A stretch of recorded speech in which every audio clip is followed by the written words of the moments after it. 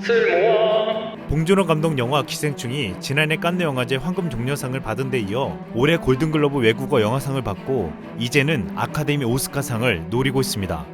기생충을 통해 전 세계에서는 한국 영화에 대한 관심이 더욱 커지고 있고 그동안 진행되어온 한국 영화 리메이크 열풍까지 더 뜨거워지고 있습니다. 기생충은 이미 미국 케이블 채널 HBO가 판권을 사서 드라마 제작에 나섰습니다. 지난 16일 봉준호 감독은 기생충 TV 시리즈는 리메이크가 아닌 고품질의 확장판이 될 것이라고 밝혀 기대를 모으고 있습니다. 그런데 기생충에 앞서 봉준호 감독의 전작 설국열차 리메이크작이 먼저 전파를 탈 예정입니다. 워너미디어 케이블 채널인 TNT에서 지난 2016년 설국열차를 드라마로 만들어 제작이 되었는데 스노우피어서라는 이름으로 오는 5월 31일에 첫 방송될 예정입니다.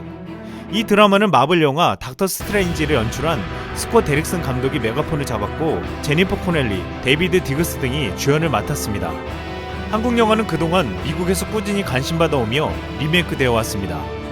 영화 10월에가 레이크하우스로 만들어졌고 박찬욱 감독의 영화 올드보이도 미국판으로 제작된 바 있습니다. 그런데 최근 한국 영화가 가장 활발하게 리메이크되고 있는 나라가 있습니다. 전 세계에서 영화를 가장 많이 만들며 발리우드라고 불리고 있는 인도입니다. 인도는 매년 1000편 이상의 영화를 만드는 세계 유일한 나라로 기네스북에도 등재되어 있습니다. 2018년 인도 영화 시장은 24억 4천만 달러로 미국과 중국에 이어 세계 3위까지 올라섰습니다. 인도 영화 시장이 더욱 놀라운 것은 자국 영화가 80%가 넘고 있다는 것입니다. 이렇게 자국 영화가 강세를 보이는 시장에서 최근 한국 영화가 원작 컨텐츠로 떠오르며 주목받고 있습니다. 발리우드에서 공식적으로 리메이크된 첫 한국 영화는 원빈이 주연을 맡았던 영화 아저씨였습니다. 그동안 올드보이 추격자 달콤한 인생 등이 무단으로 리메이크된 적은 있었지만 정식으로 판권을 사들이기는 이 작품이 처음이었습니다. 인도의 유명 배우 존 에이브러함이 주연을 맡아 2016년 로키 앤 썸이라는 제목으로 개봉했는데 줄거리는 물론 명장면들이 그대로 재현되며 좋은 반응을 끌어냈습니다. 인도판 아저씨 로키 앤 썸은 58억 원의 수익을 올렸고 당시부터는 헐리우드 대작에 밀리지 않으며 흥행에 성공했습니다. 홍콩 매체 아시아타임즈는 그동안 할리우드 영화가 인도에 개봉되었지만 크게 호응을 받지 못한다면서 음악과 깊은 감정선 등 공통점이 많은 한국 콘텐츠가 인도 시장에서 더 반응이 좋다고 평가한 바 있습니다.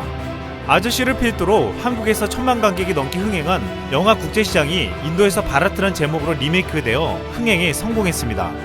국제시장은 6.25 전쟁, 흥남철수, 베트남전, 이산가족 찾기 등의 한국 근현대사를 그렸지만 인도판 리메이크 바라트는 영국이 인도에서 물러나고 인도와 파키스탄이 갈라지는 인도의 근현대사를 그렸습니다.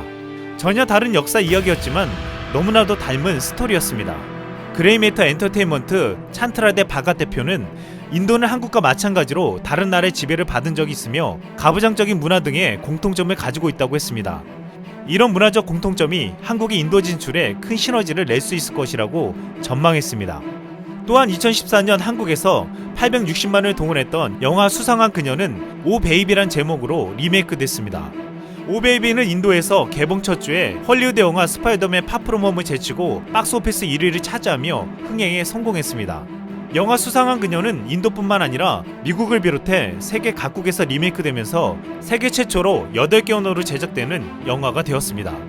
한 가지 소스를 가지고 나라별로 현지화하며 글로벌 진출하는 방식은 그동안 헐리우드에서도 시도되지 않은 방식이기 때문에 전 세계 영화 관계자들에게 놀라움을 주고 있습니다.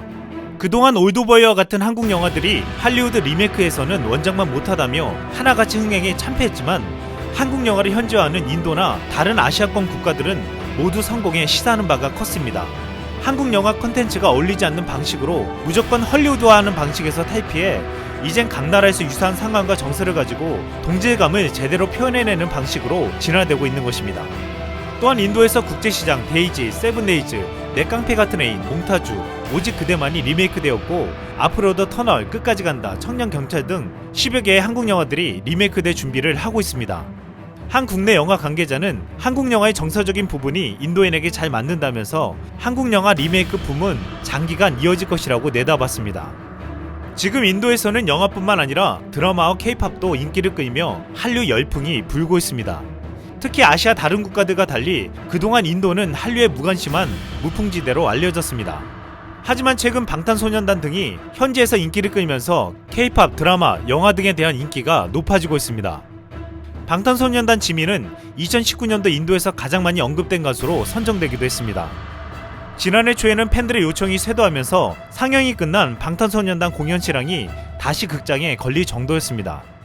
인도 최대 극장 체인인 PVR은 방탄소년단 콘서트 실황 영화 러브 유어셀프 인 서울을 인도 전역 12개 도시 30개 극장에서 재개봉한 바 있습니다.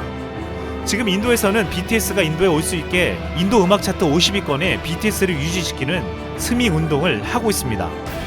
인도에서는 영화와 K-팝뿐만 아니라 한국 드라마도 한류 열풍에 합류하고 있습니다.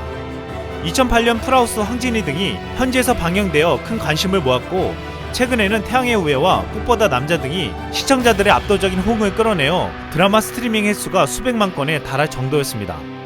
인도는 13억 8천만의 인구를 지니고 있고 GDP가 세계 5위인 경제대국으로 거대한 시장을 가지고 있습니다.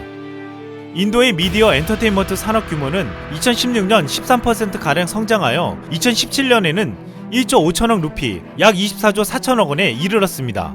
이 같은 산업 규모는 2020년에는 40% 이상 커질 것으로 전망되고 있습니다. 이에 한국은 미국, 중국에 이어 세계 3위인 인도의 거대한 미디어 엔터테인먼트 시장을 차세대 한류 거점으로 삼을 계획을 세우고 있습니다. 지금 한국의 콘텐츠를 만들어내는 놀라운 창조력은 놀라운 속도로 전 세계를 장악해가고 있습니다.